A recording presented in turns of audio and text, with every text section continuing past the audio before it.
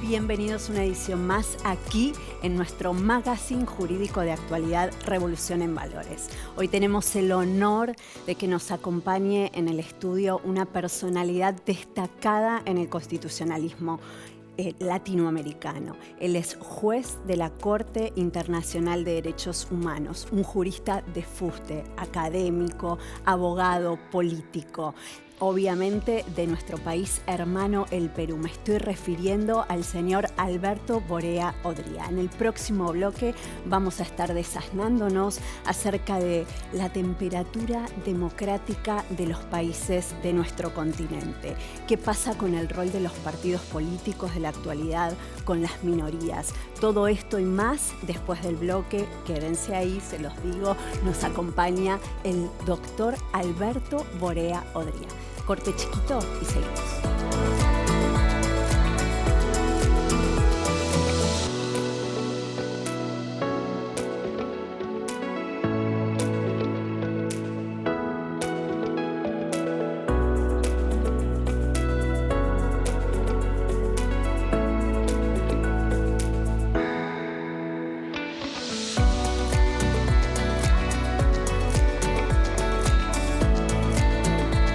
Bienvenidos a nuestro primer bloque aquí de Revolución en Valores. Como les decíamos en la apertura, señores, tenemos el honor en Revolución en Valores de recibir, de tener en nuestro estudio a uno de los jueces. Él es del Perú, juez de la Corte Interamericana de Derechos Humanos, el doctor Alberto Borea Odría.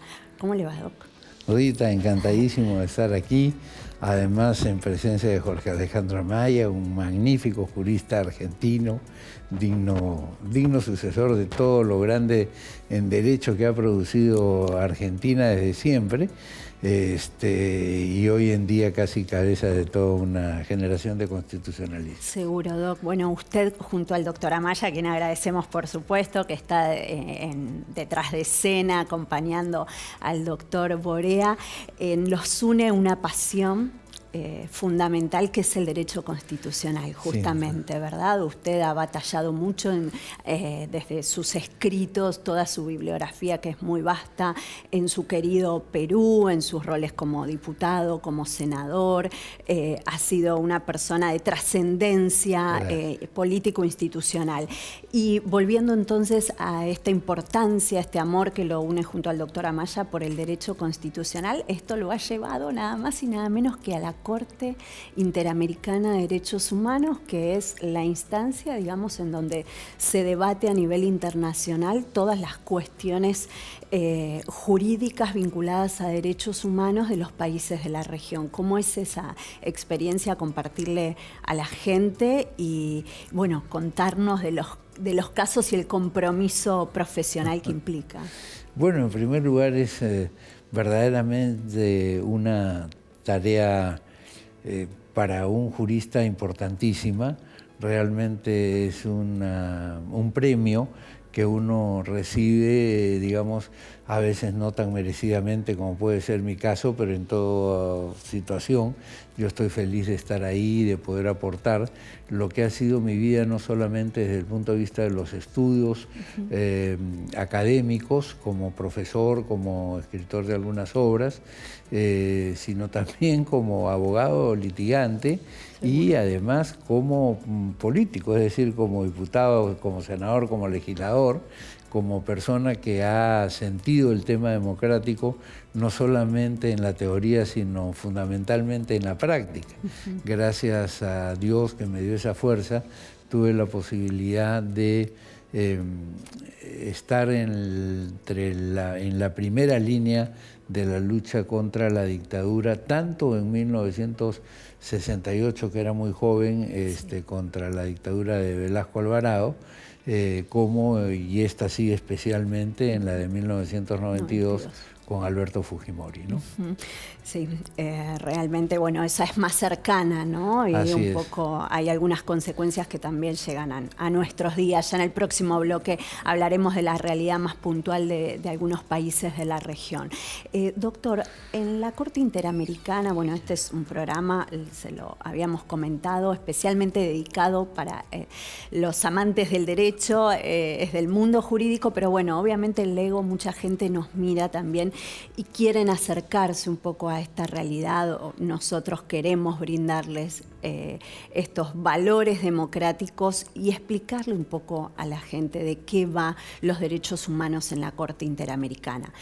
Por un lado, también sabemos que hay posturas encontradas, por así decirlo, respecto a las sentencias que resuelve la Corte Interamericana y la aplicabilidad o no para el derecho interno de cada país perteneciente a la región. Saber un poco su postura respecto a esto, porque en definitiva también liga con el principio de autodeterminación de los pueblos, ¿verdad? Claro.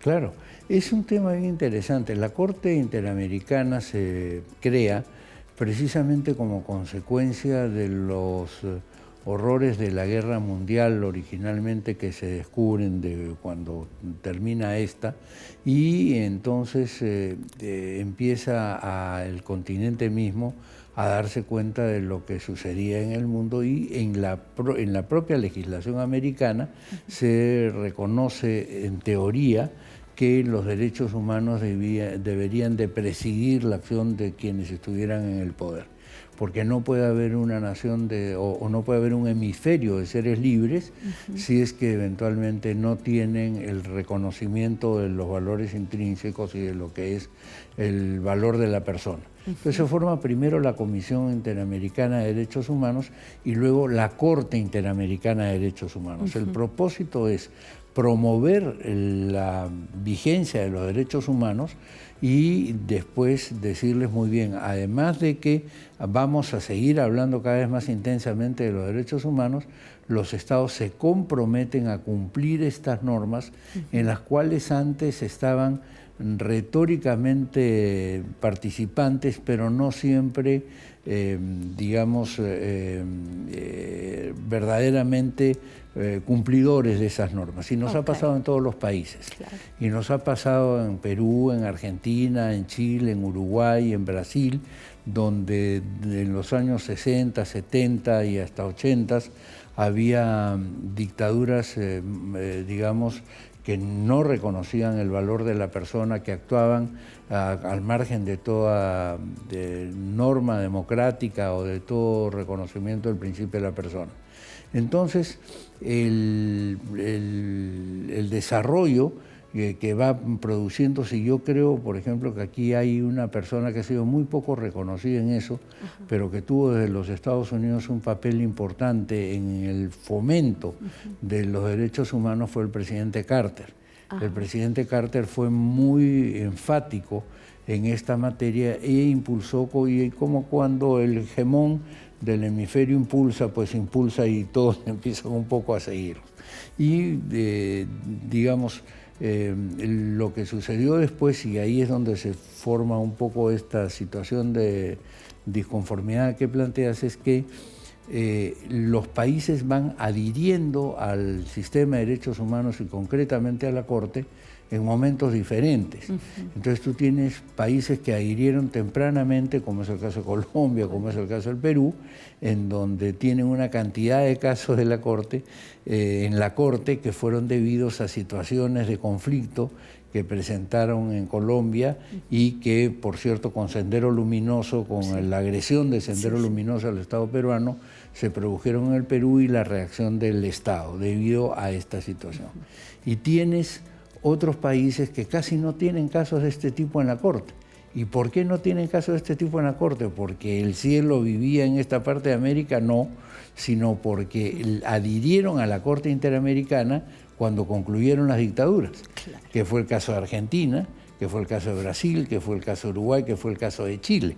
Entonces, los mismos casos que se ven respecto al Perú y a Colombia y a Guatemala, por decirte, que fueron similares en otras partes del continente, no se ven en estos países, ¿no? Y entonces eso hace que se le cargue un poco las tintas a determinado tipo de países que sienten naturalmente que estaban respondiendo a una circunstancia histórica que no puede compararse con la que existe el día de hoy. Ajá. Y yo creo que una de las cosas que tiene que entender el juez siempre es en qué terreno está pisando. O sea, no es, hay que tener pasión por los hechos, ¿no es verdad? Como decía Calamandrei, pasión por los hechos.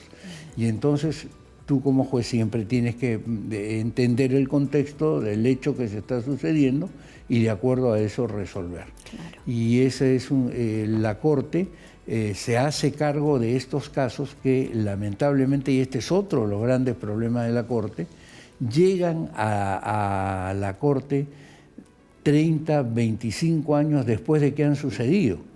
Y entonces, claro, ya el país es otro. Abstracto por completo. Y el que cometió la violación del derecho humano, de repente ya no existe. Entonces, tú tienes casos ahora, o ayer me llegó un caso del año 1982 en Guatemala. Entonces, estamos hablando de 40 años. Y tú tienes que juzgar eso de 40 años para atrás, que hay que juzgarlo, que hay que decir que eso estuvo mal, que hay que condenarlo, pero tienes que entender que el Guatemala de hoy, o el México de hoy, o el Perú de hoy, o Argentina de hoy, no es ese de ayer. Entonces tú no puedes construir sobre la base de tus decisiones jurisprudenciales pensando en este país que ya no existe, sino pensando en cuáles son las consecuencias que va a tener tu decisión para el futuro. Y teniendo en cuenta que entre el momento en que sucedió esto y este de acá, todos los estados han evolucionado y que ya las leyes que estaban acá ya no son las leyes ni el proceder es similar. Claro, también debe ser un rol bastante desafiante, obviamente, para el juez de la Corte Interamericana, porque también tiene un rol obviamente educativo. Es de aquí en adelante y, como usted señala, evaluar el contexto para ver en qué de las decisiones de esa sentencia, de las consignas, pueda ser aplicable también al país, como usted plantea, de la actualidad, ¿verdad? Que ya no se compadece con el que en su momento le plantearon los hechos. Doctor, muy claro hasta el momento. Bueno, en este punto, y lo vamos a dejar para después del corte, si le parece, su respuesta y su clase magistral, porque no deja de ser más que una gran clase magistral. Entendemos el rol de los partidos políticos en este punto, es fundamental, y usted sabe mucho al respecto porque se ha dedicado muchos años a esto, como decíamos, en su país, que así que después del corte conversamos de partidos políticos y minorías. Diré un corte chiquito y ya volvemos. Gracias.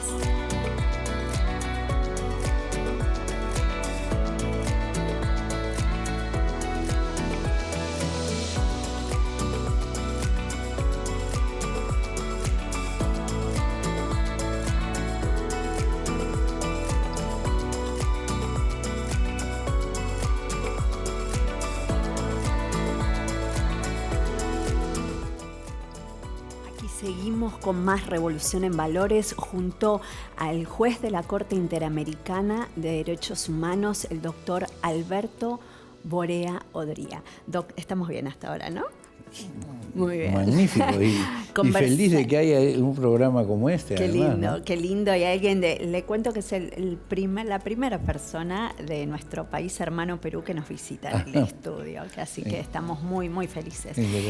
Doc, conversábamos antes del corte acerca de la importancia justamente en estas cuestiones donde se ventilan temas de derechos humanos de los países de la región, puntualmente, la importancia de los partidos políticos. Usted sabe mucho al respecto, batalló, decíamos, en nuestro país hermano Perú, cuando, bueno, se disolvió el Congreso en su momento y obviamente no hubo Cámara de Senadores, después cuando regresó, etcétera, etcétera, pero puntualmente, y ahora para hablar un poco más genérico acerca de el rol de los partidos políticos y de las minorías.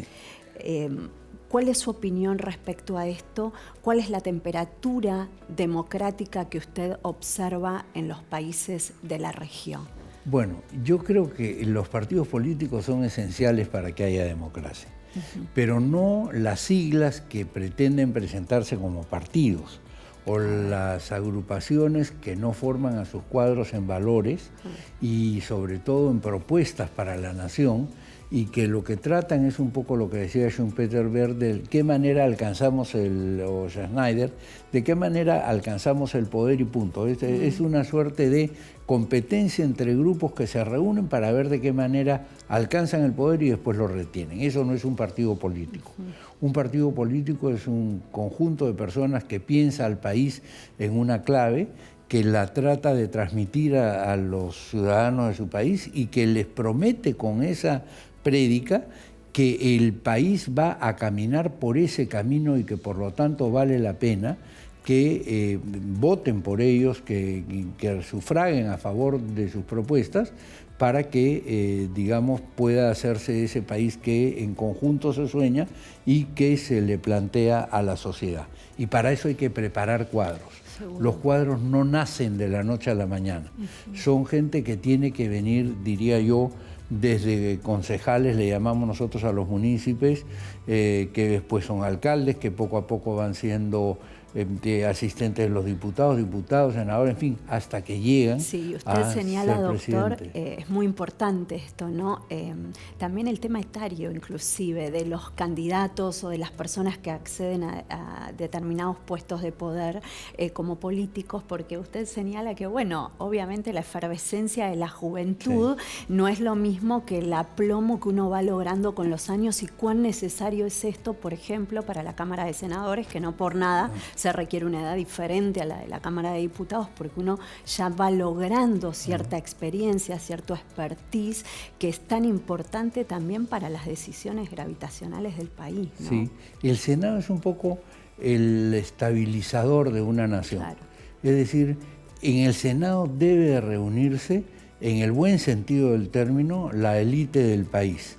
Es decir, los más calificados, y van siendo calificados no solo por sus carreras políticas, sino también porque vienen de otras profesiones o de otros expertices. Cuando yo era, digamos, secretario general de los partidos en los que he participado, del Partido Popular Cristiano, el que fui su secretario general y después en la Fuerza Democrática.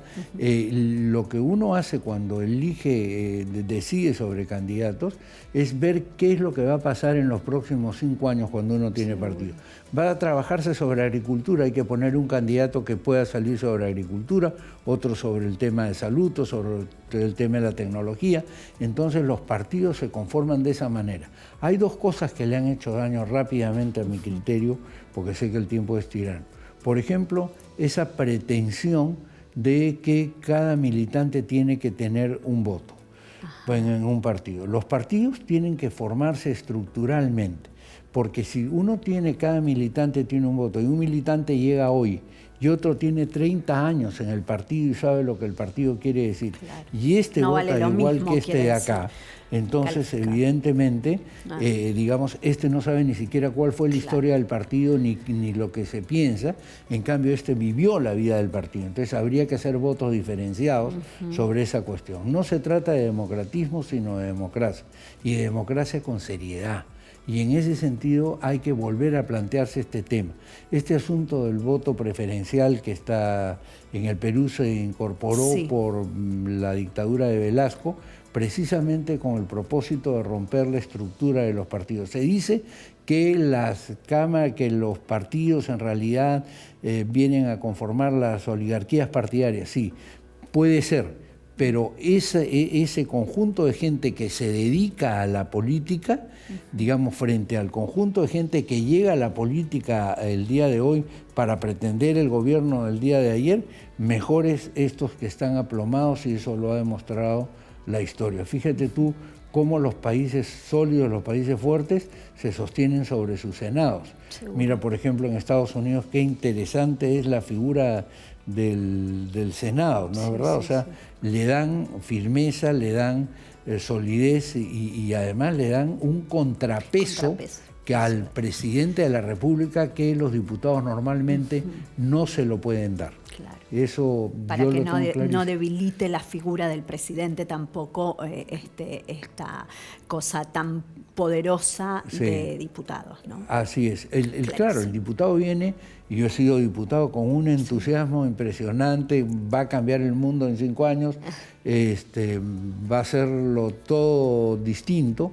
Pero claro, la realidad es diferente y entonces uno empieza ya no ver lo que pasa en su circunscripción, sino qué es lo que pasa en el país. Yo puedo tener un pedido muy importante en mi circunscripción, pero dentro del esquema nacional puede ser importante, pero hay otros proyectos que son más importantes. Y ese equilibrio, esa conversación, esa suerte de entendimiento conjunto de lo que es el país, eso se da normalmente en el Senado de la República. Normalmente, puede haber senados que no lo cumplan, pero normalmente se da ahí. Seguro, ¿no? Doctor. Y en punto al rol de las minorías, que la verdad en nuestra región han sido tan avasalladas, ¿no?, por los partidos políticos predominantes, o bien un exceso de fragmentación de partidos o un irrespeto al rol de la minoría, que sabemos, ¿no?, que garantizar el disenso, un disenso inteligente,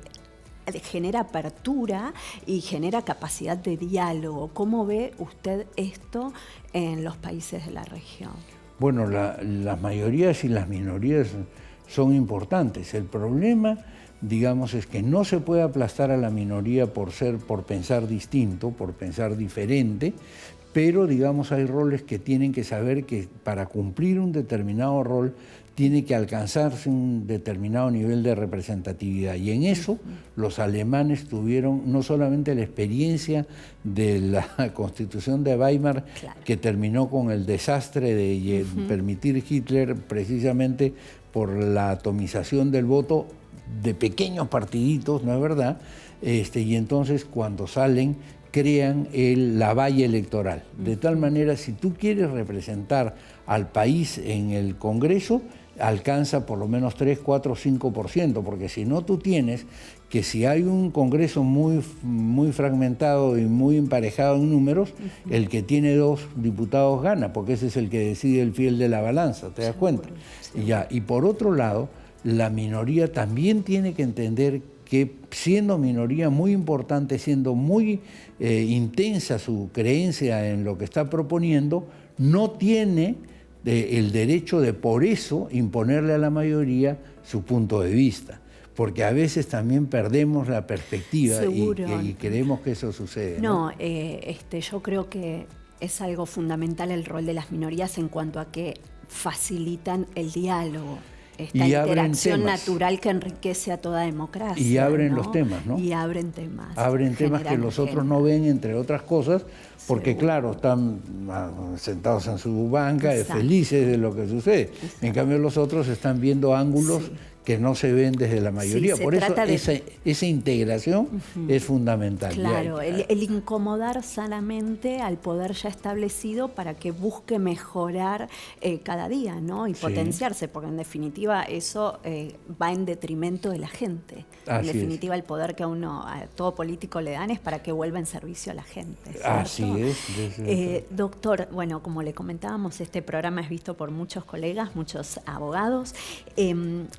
Y lo que sucede con muchos de ellos en las aulas es que más allá de que les apasiona estudiar el derecho constitucional y los derechos humanos, es que muchos plantean sentir como principios más bien abstractos. Entonces, ¿qué justamente, valga la redundancia, principios axiológicos usted considera fundamentales que deben existir en esta materia, debe preservar un profesional del derecho, como para poder garantizar también ser un auxiliar de esta institucionalidad y un auxiliar de la justicia, ¿no? De generar este valor justicia en el país? Claro, porque el derecho se conforma primero por valores, segundo por principios y tercero por reglas. No primero por reglas, porque hay personas que entienden el derecho más bien como una suerte de mecánica de carros en donde hay que dar con, digamos, la tuerca precisa para que la máquina funcione, ¿no? Entonces, la importancia del derecho constitucional es que ve el derecho desde arriba, ve el derecho desde la perspectiva de los valores primero, que tienen que ser compartidos porque tampoco deben de ser impuestos ni por un grupo ni por una minoría, sino que tienen que ser consensuados. Después vienen los principios que son los que lo hacen posible y finalmente las reglas. Yo quiero decir, y quiero ya que aprovecho que estoy acá así directamente, sí, por supuesto. no, para agradecer además a la corriente argentina. Yo he sido discípulo de Germán Vidar Campos, que prologa mi primer libro, de Néstor Sagüez, que prologa mi manual, y amigo de Jorge Reinaldo Vanosi, de Humberto Quiroga, de Pedro de Haro, de Frías, en fin, de todos ellos. Y realmente para mí estar en Argentina, estar en un programa como el tuyo en que hablamos de esos valores que ellos me transmitieron también y que hoy día Maya también los traduce a los demás, es verdaderamente casi glorioso, te decía yo. Así que yo estoy muy contento y creo que hay que hacer una invocación para que en el derecho siempre se vaya por el lado del equilibrio, o sea, no por el lado del hipérbole, sino por el lado del equilibrio. Y eso es lo que en la Corte tenemos que procurar nosotros. ¿Para qué? Para que no las ideas de unos pocos que llegan a ser jueces de la Corte pretendan reemplazar a los parlamentos de todos los países y decirles, esto es lo que nosotros queremos y esto tiene que hacerse a rajatabla en todo el hemisferio. No es así. Así no es, porque nadie nos eligió para eso. Claro. A nosotros se nos eligió para resolver temas concretos, de países concretos, de personas concretas. Naturalmente, cuando uno hace un fallo, dice esto está mal por A, B, C y D, pero después de decir tú vas a tener que dar esta ley en este sentido, eso le corresponde, conforme dice el artículo 2 de la propia Convención, a cada uno de los países dentro de sus procesos constitucionales, ¿no? Ese es un tema muy importante, porque pretender que se va más allá de lo que los países acuerdan, países además de un hemisferio que, a diferencia de Europa, que quiere ser de alguna manera un Estado, un país, algo, en América todavía no hemos llegado a eso. Claro, ¿no? Somos muy diversos, con realidades súper diferentes cada país. Y sin embargo, digamos, tenemos la idea de que hay que ir hacia eso, pero no nos atrevemos a dar ese paso. En Europa han dado muchísimos pasos adelante. Entonces, cuando quiere uno decir, no, la Corte Europea dice tal cosa, sí, la Corte Europea dice tal cosa dentro de una realidad que es absolutamente distinta a la Corte Americana. Y entonces tenemos que, por eso digo, hacer siempre el equilibrio y la decisión sobre la base de una realidad que existe, ¿no? Clarísimo, doctor. Gracias, muchísimas gracias por habernos honrado a nosotros también de estar acá en nuestro estudio. Le deseamos lo mejor en su gestión, que de seguro, y ya lo leemos, está siendo maravillosa en la Corte Interamericana de Derechos Humanos. Gracias. Señoras, señores, espero hayan disfrutado esta clase magistral con el doctor Alberto Borea Odría. Nosotros nos encontramos para seguir celebrando nuestros valores la semana próxima. Gracias.